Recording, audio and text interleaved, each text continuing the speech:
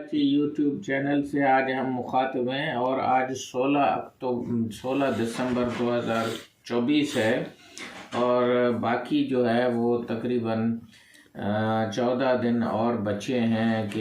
ये साल भी पूरा होगा और हमने पूरा साल इसी MD कैट और यूट्यूब में आप लोगों से बातचीत की है, पता नहीं कैसी की है।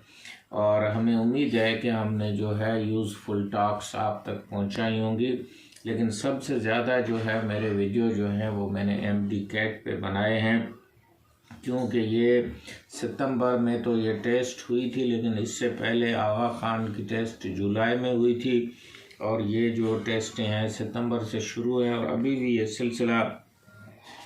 थम नहीं रहा है। अभी इस्लामाबाद की जो जाम्बू है यूनिवर्सिटी, उसकी जो टेस्ट है वो होने वाली है। अब पता नहीं उसके ग्रेस मार्किंग की डिसीजन होती है, 18 को उनकी हियरिंग है और देखते हैं कि स्टूडेंट्स और उनके जो पिटिशनर हैं, वकील हैं, कोर्ट है क्या डिसाइड करती है। आज मैं देख रहा था कि सिंध में जो है वो IBA सक्खर ने जो टेस्ट ली है 8 को, तो आज 8 दिन पूरे हो चुके हैं और प्रोविजनल रिज़ल्ट जो है वो आई है। और उसके मुताबिक एक जो डिस्टर्बिंग फिगर ये थी कि पिछले 38,000 में जो डाउ यूनिवर्सिटी ने ली थी 22,000 पास हुए थे और अभी जो है वो 32,000 लोग जो बैठे थे, 6,000 तो आए नहीं और 32,000 में से 14,000 पास हुए हैं। मेरे ख्याल में ये चीज़ हमें IBA सक्खर क्लियर कर दे कि कितने बच्चे जो हैं उन्होंने 110 और 100 मार्कें ली हैं तो पता चल जाएगा। पहले तो ये 6,000 बच्चे जो अपीयर ही नहीं हुए हैं, ये उनमें सारे तो वो नहीं होंगे जिन पे इल्ज़ामात थे कि उन्होंने पेपर लीक किया है, ये किया है, लेकिन उसमें कुछ ऐसे भी होंगे जो बर्नआउट का शिकार हुए हैं। बर्नआउट का तो सिंध के सारे बच्चे जो हैं वो शिकार हुए हैं और जिसकी वजह से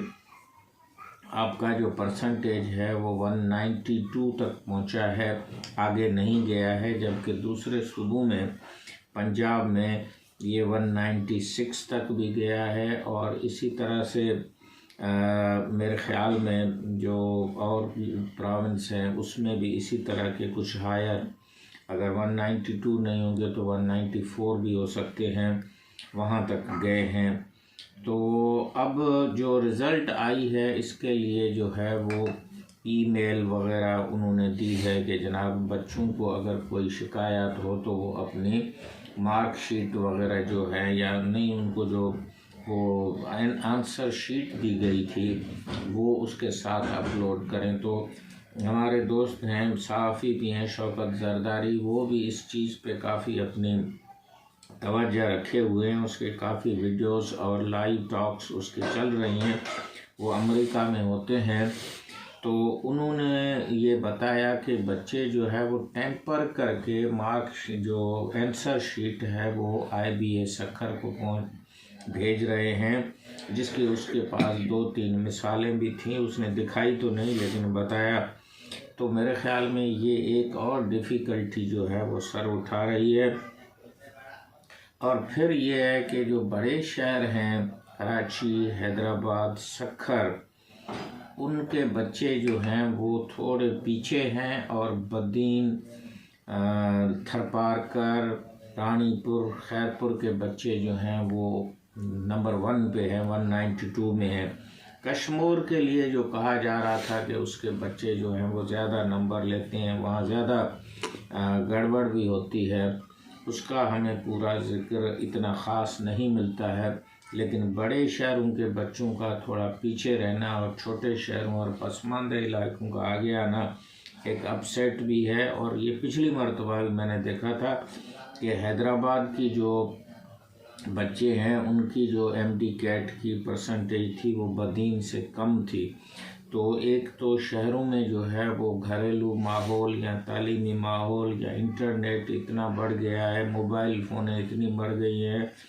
और लोड शेडिंग ना होने की वजह से बच्चे ज़्यादातर जो है वो डिजिटल टेक्नोलॉजी को यूज़ कर रहे हैं और उनका ध्यान उस तरफ जा रहा है और उनकी लर्निंग मुतासर हो रही है। एक सबब ये भी हो सकता है। आज मैंने 2-3 चीज़ें जो और भी देखी, उन पे पहले बात करते हैं कि स्टैंडर्डाइज टेस्ट जो है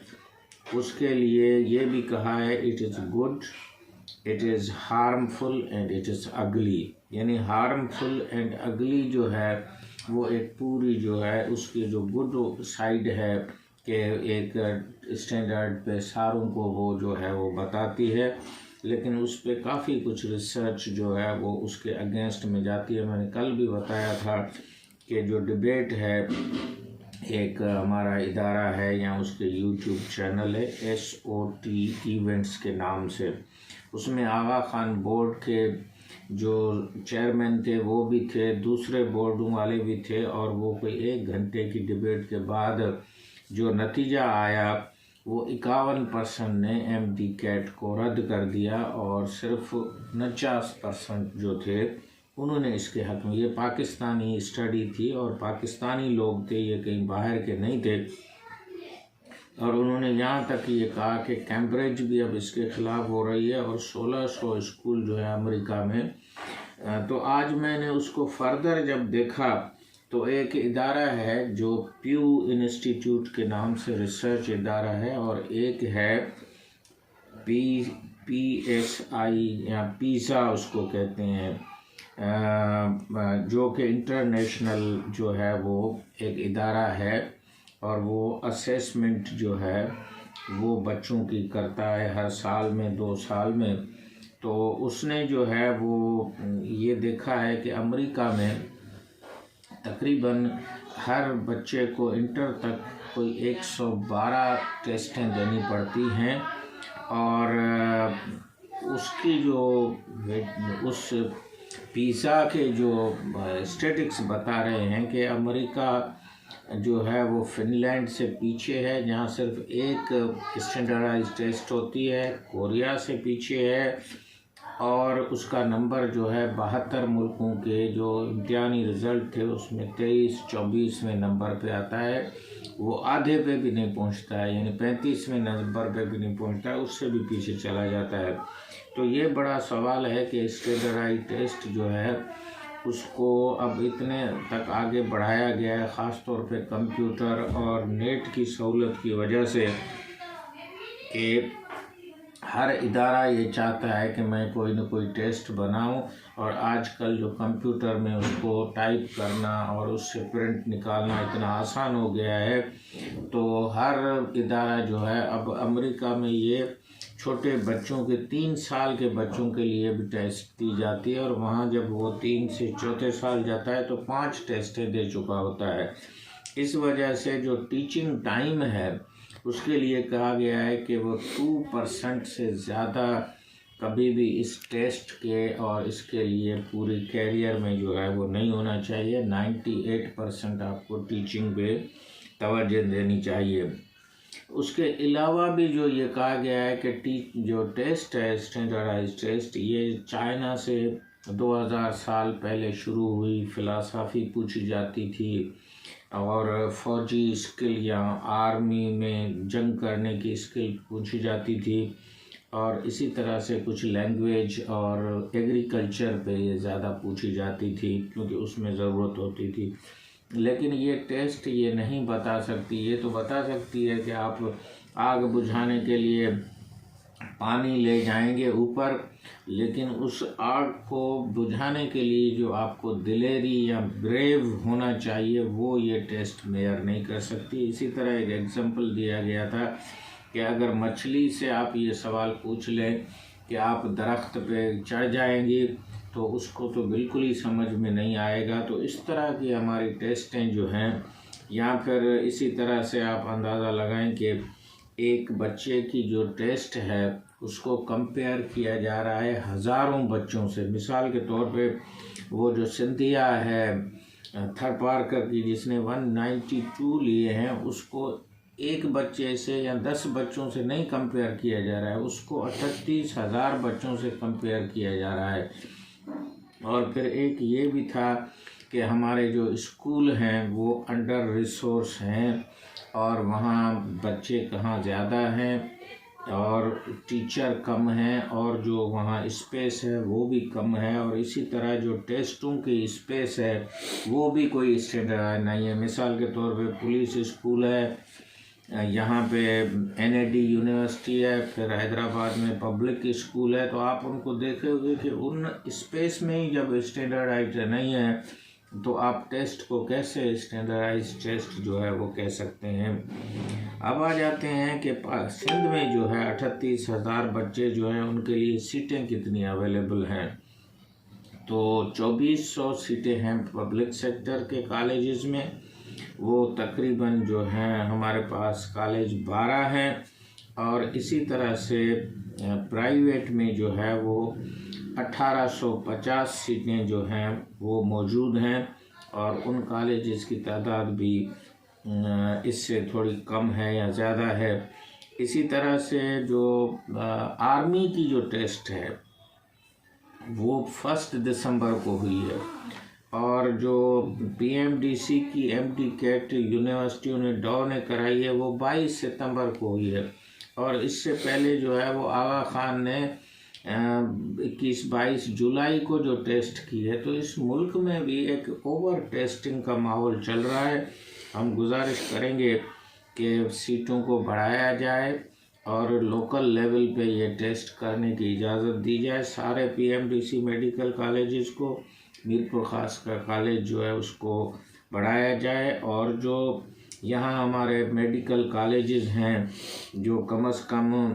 जो 5 मेडिकल कॉलेज हैं सिंध के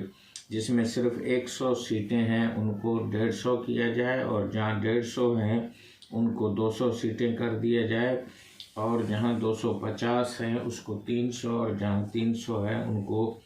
एक कॉलेज को आप और कॉलेज जो है वो बना के दें। इसी तरह से लॉफ्ट सीट की बात मैं कर रहा हूँ, लेकिन कोई भी यूट्यूबर बात नहीं कर रहा है। मैं गुजारिश करूँगा कि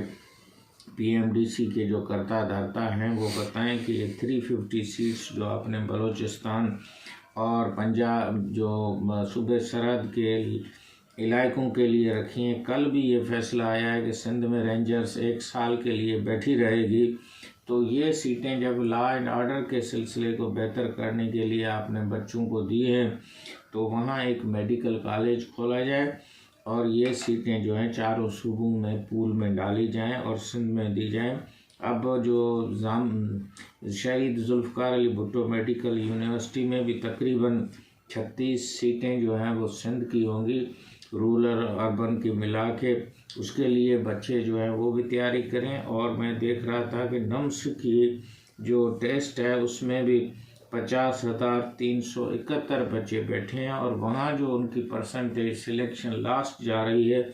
वो 96 पे जा रही है, जबकि हमारे पास बच्चे जो है वो 192 का मतलब है कि हमारे बच्चे जो हैं वो 90% तक जो है वो ज़्यादा से ज़्यादा मेरिट जो है वो 92 तक जाएगी। तो एक बच्चा भी मेरे ख़्याल में आर्मी के किसी कॉलेज में एक सीट भी सिंध के 38,000 बच्चों में से नहीं लेगा। अगर किसी ने ली है तो वो ज़रूर मेरे को बताए।